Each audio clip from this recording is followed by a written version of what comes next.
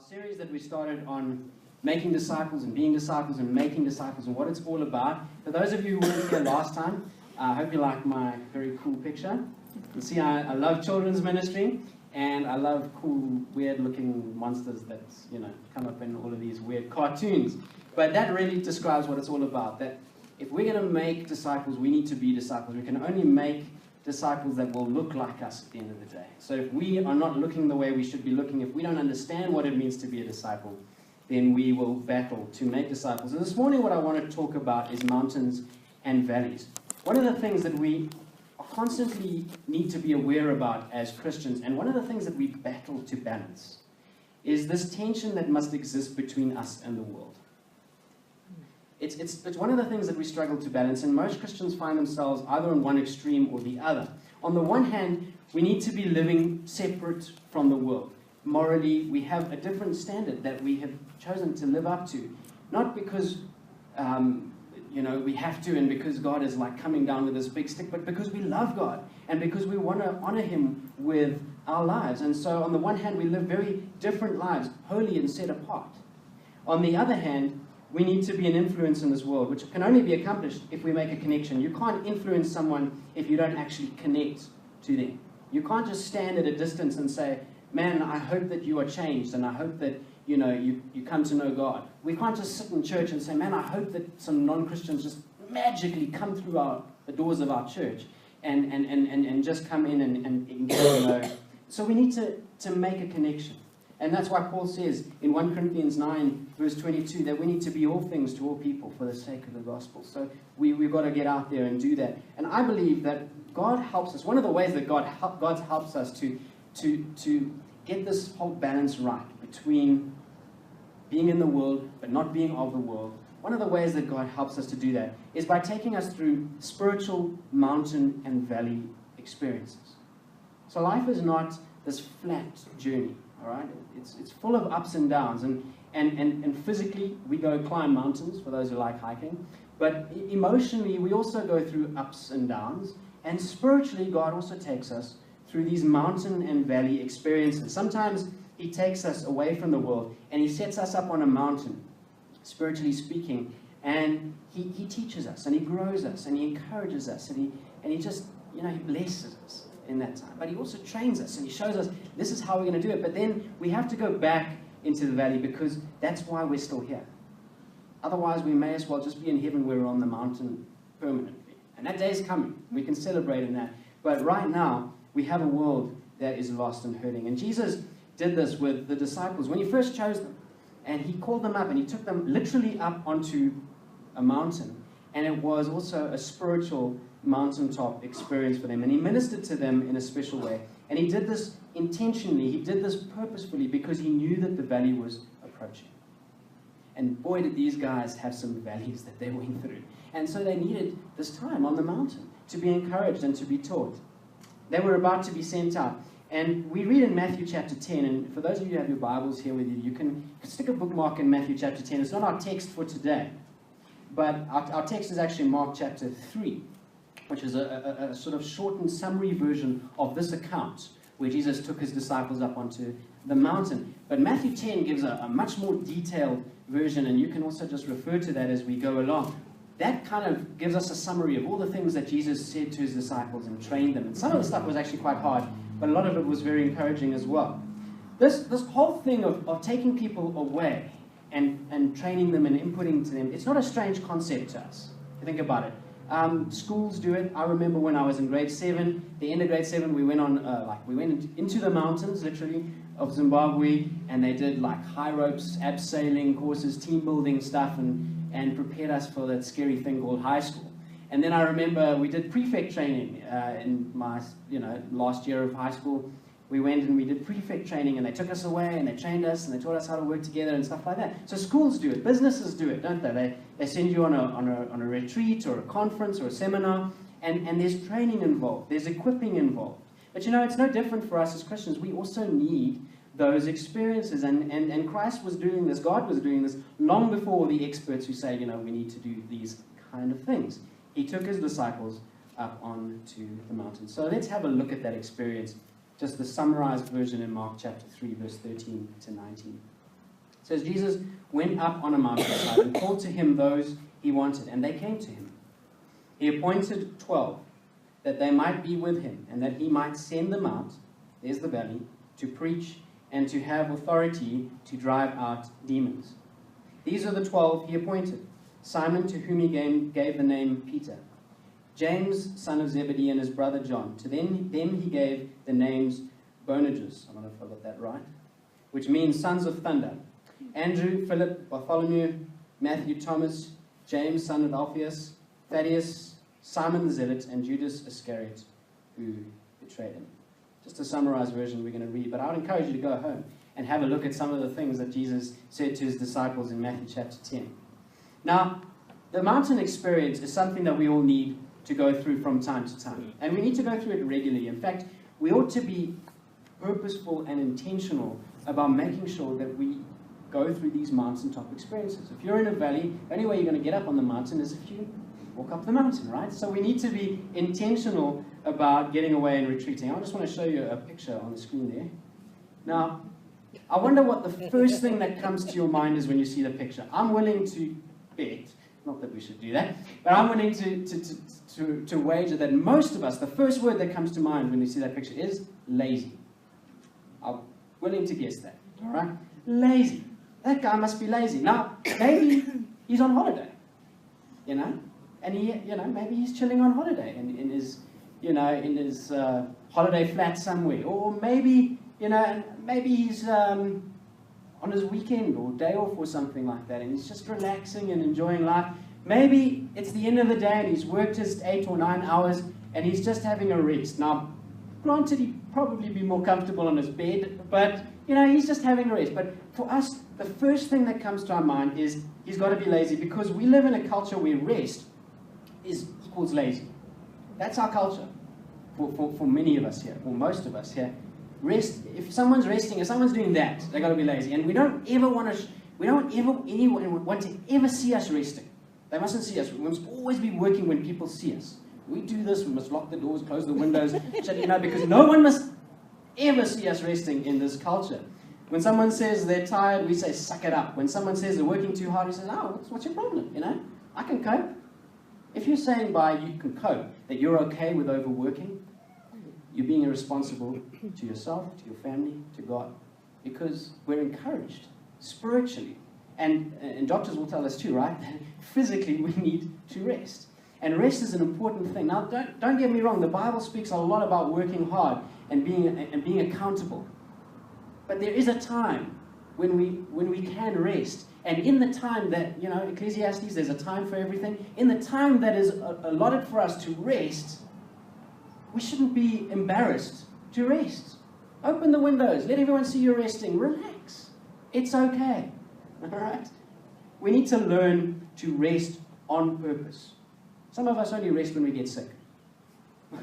When we're forced to rest. That's when we need to learn to rest on purpose. After all, isn't that why God instructed us to set aside the Sabbath? We think of all the other 10 commandments, oh no, I don't murder, I don't do things like that, But what about the Sabbath?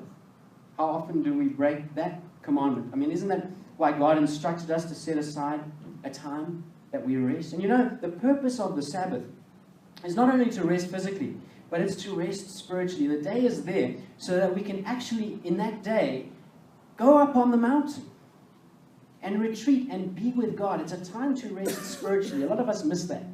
We rest physically, but we don't rest spiritually on that day. And so many people get sidetracked by legalism when it comes to the Sabbath, and they're all so worried about what day must it be and how many things am I allowed to do on that day. Like the Pharisees, am I allowed to walk my sheep or whatever? They get sidetracked with all the legalism of it, and they lose the spiritual significance of the Sabbath, of resting. After all, couldn't the Sabbath be more than one day sometimes? I thought about it as I was preparing. Yes, we're told we need to set aside a time to rest in a week. But what happens if God says to you, I want you to set aside a few days. I want you to go on a retreat. I want to just spend time with you, just chill. What if God said, I want you to give more? I thought about it. A lot of us might say, well, I don't have the leave to do that. But what if actually took some of your holiday time and you said, in our holiday, we're going to actually say that on this day, on these few days, we're going to spend some time as a family together and just fast and pray.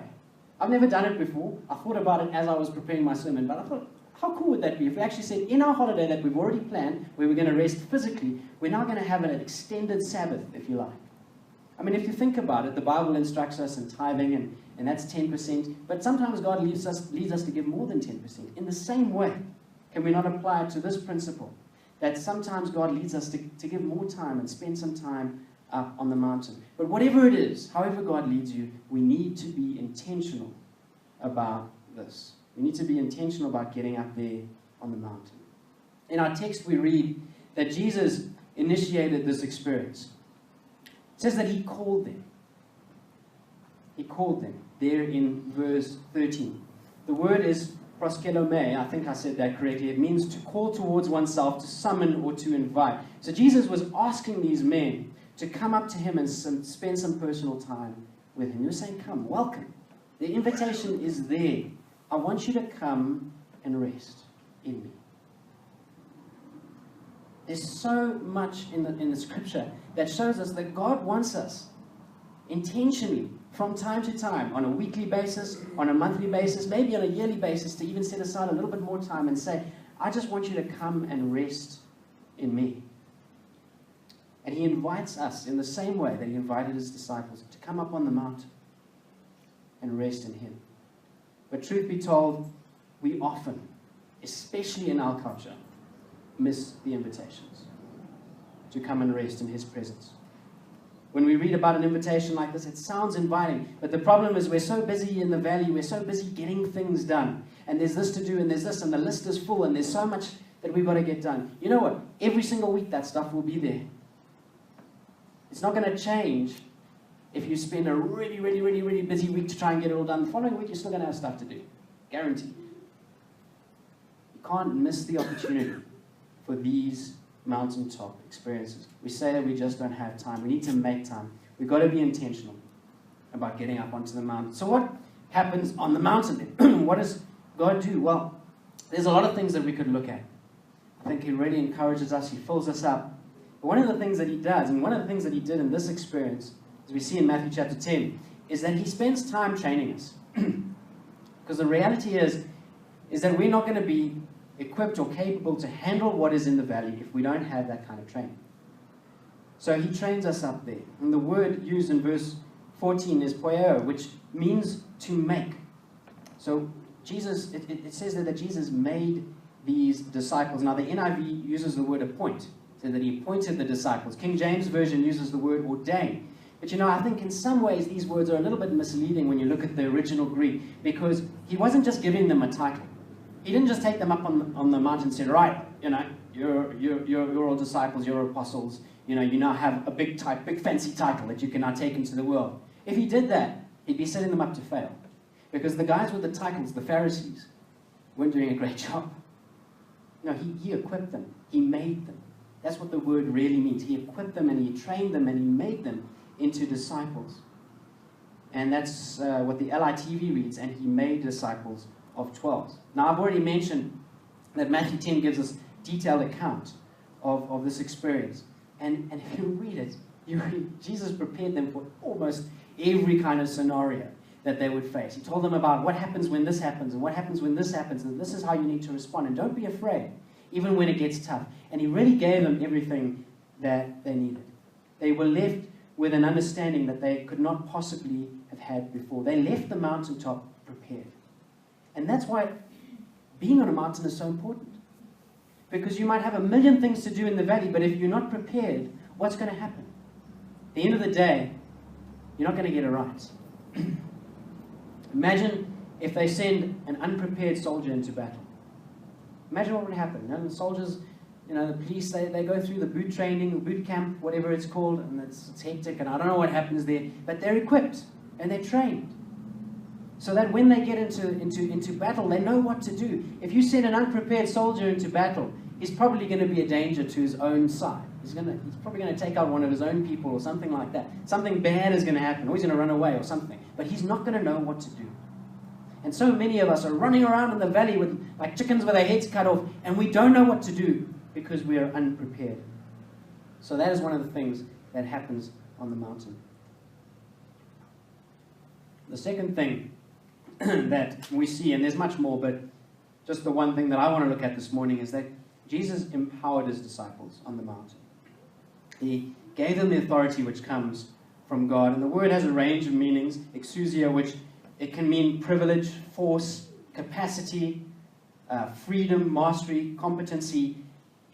All really could be applicable to this context where Jesus was basically empowering them and saying, listen, you are empowered, not in your own strength. I'm training you, I'm equipping you, and yes, I've given you talents and abilities, but at the end of the day, even with all of that, you still need my authority to do whatever it is that I want you to do in the valley. You need that. Because without it, you're going to be lost. Bottom line is that in our own strength, we as human beings are so limited. We need rest. We need training. We need encouragement. But we also need God to empower us. I mean, we can't even look after ourselves half the time. Isn't that right? Let alone make a difference in this dark world.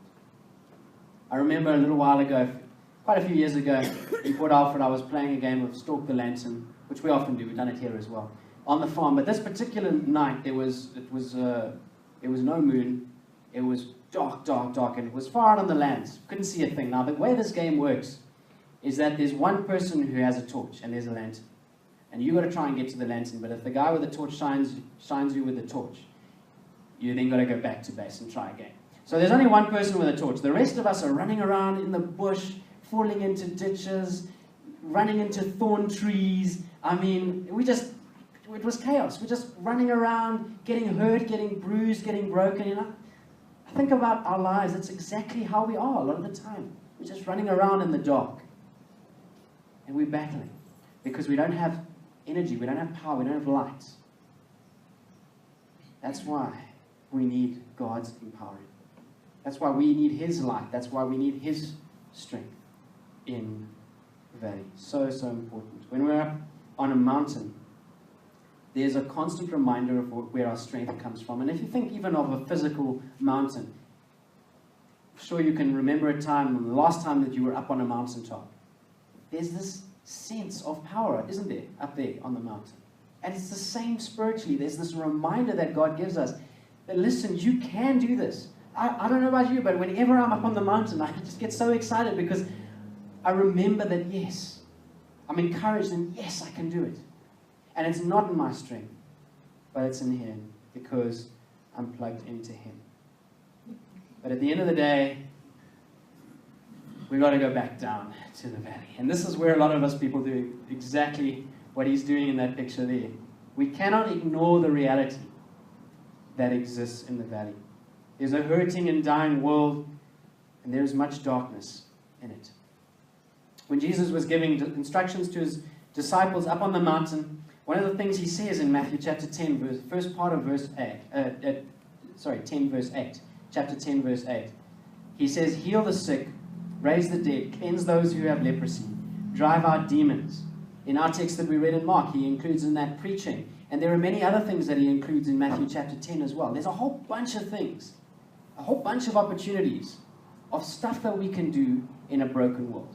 Because there's hurting people, because there's sick people, because there's dying people, because there's lost people. And we think we can just go out there and we can just make a difference, but we can't do it in our own strength.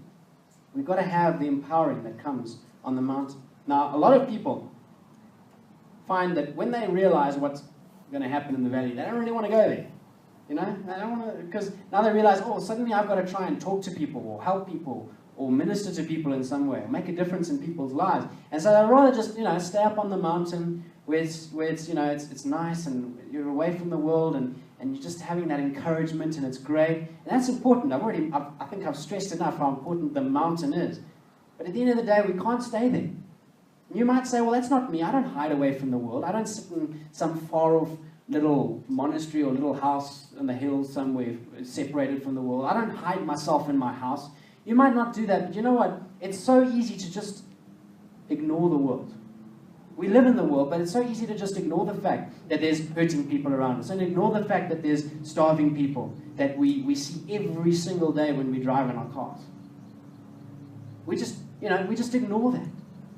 One of the ways that people hide from the world is actually in the church. A lot of the time we do that. We hide in the church, and we say, for many people, church is this place where I'm just going to come and I'm just going to be on the mountain. I'm just going to have this spiritual high. And people look for churches, even, where they can just be constantly on a spiritual high. Now, don't get me wrong. I've said how important that is. We need to have that in church too. We need to be encouraged. We need to be on a spiritual high. But we also need to get into the world. Don't hide in church either. Don't wait for them to come through the doors. We need to get out there and make a difference. We have been given authority. That's what we saw. We don't need to be afraid of the valley experiences. We've also been given a call to ministry. Now, that leads me to my next point. I want to speak about that. We have all been given a call to ministry. Not just if you feel that you are called into full-time ministry. It's for all of us. We all have some kind of ministry that we need to be involved in. The second part of Matthew 10, verse 8 says, freely you have received, freely give. You've received on the mountain. Why? So that you can give. You've received training. You've received encouragement. You've been equipped. You've been empowered. So we give. That's what Jesus is saying to them. He says, right now, I'm talking to you on the mountain. I'm saying, you have received, now freely give. What is the point of having the power to stand firm if we're going to run away? What's the point? What's the point of the mountain in the first place? What is the point of having the strength to make a difference if we can't even change ourselves? If we're not willing to step out? I might have told this story before, but I remember when I was about 6, 7 years old, my grandfather took us grandkids out for ice cream, which is the greatest thing ever. And I remember we were having ice cream, and I was wearing my Superman outfit, fully kitted, the whole thing with the cape and everything. I was in my Superman outfit. And as we were having ice cream, there were some unsavory-looking characters that came our way, and my granddad said, I think we better just move a little bit away from these guys because they look like they're a bit rough and they're going to cause some trouble over here. So I said, don't worry, I'm Superman, and I'm going to take these guys on. Fortunately, my granddad was stronger than me to be able to pull me away, but I was eager. Now, I didn't have Superman's power. If I did, I could have made a real difference, right? But I was keen anyway. You know why we like superhero movies? Because superhero movies are all about someone who has power and does something with it, uses it to help people. And I think the reason we like to escape into that world, whether it's a superhero movie or a hero movie or any kind of movie where there's this hero in it, we like to escape to that world because we like to be helped by people in power. And the reason we like to be helped by people in power is because it doesn't happen a lot in our world. People who have political power often use it for their own devices and for their own selfish reasons. And they don't really use it to make a difference. People who have the power of education, who could really equip and help other people, use it for themselves. And they don't help anyone. People who have the power of wealth could make a difference, have a voice, but they don't use it. We see every single day people with power of some form not using it. Jesus says to us, you have power. Power that I have given you. And the reason we have it is not to sit on it selfishly, but to make a difference in this world. That's the reason we have it. Can you imagine how ridiculous a superhero movie would be if the hero said, I'm not going to do anything? Well, that's the end of the movie. Go home. What's the point? For many of us as Christians, that is our story. We're up on the mountain, God equips us, God gives us everything, and we say, all right, I want to just stay up here and enjoy. We need to make a difference. We as Christians have been given the power to minister in the reality of this world. How are we using that power? This last picture that I've put up, we get a glimpse of the valley, of a valley there. And the reason I use this picture is because I want us to see, that the valley is beautiful too. If you have a look at that. If you think about it, I could have looked on Google for a picture of this dark valley where there's lava running through. But in reality, how many valleys are like that? Not many. Most valleys are beautiful, mountains on the side, lovely river flowing through. And I want us to realize and accept that the valley is also an awesome place. I have seen that so many times that when people experience the greatest growth is when they do some kind of ministry for God. I've seen it this year. I've seen it a lot for example, in Carl and Michaela, as they've been leading youth and right now are leading the youth on summer camp on their own. It's wonderful. And they have been equipped to do that and go and do that ministry while I'm here doing ministry here. Isn't that amazing? And I have seen them grow and I've seen them enjoy their valley experience. I've seen people on mission trip this year grow and enjoy their valley experience. I've seen so many different things happening in ministry where people have really been blessed. And I want to say that, you know what? Valleys are beautiful too. If life were flat, there might be no valleys, but there'd also be no mountains, right? So we need to enjoy both the mountains and the valleys. And with that in mind, I want to go back to the mountain one more time. I want to say, what is the purpose? What is the purpose of being up on the mountain? We read in verse 14, the second half of it, Jesus did all of this, that they might be with him. So there's part of it, that we spend time with God. Mary and Martha sitting at Jesus' feet. And then he goes on to say, and that he might send them out. It's true to say that a large part of the purpose of being on the mountain is the valley. Can't have one without the other. It's where we have to go. As I said earlier, one day, one awesome, amazing day, we will be on the mountain forever. And this little period in eternity that we call life right now, this tiny little dot in eternity that we call life right now, of mountains and valleys, is nothing compared to an eternal mountain with Christ. So let's get out there and do what we've been called to do. Because we are called to show the glory of God and to give God glory in this world, in this dark world. We are called to shine a light where there is no light. As I conclude, I want to say that some of us as Christians never experience the mountain because we're so overwhelmed with all the needs and all the things that are happening in our lives. We're just constantly running around in the dark when we have a light. And some of us never experience the valley because we're afraid of what we might be asked to do when we get there. May you have the courage to embrace and appreciate both the mountains and the valleys in your life.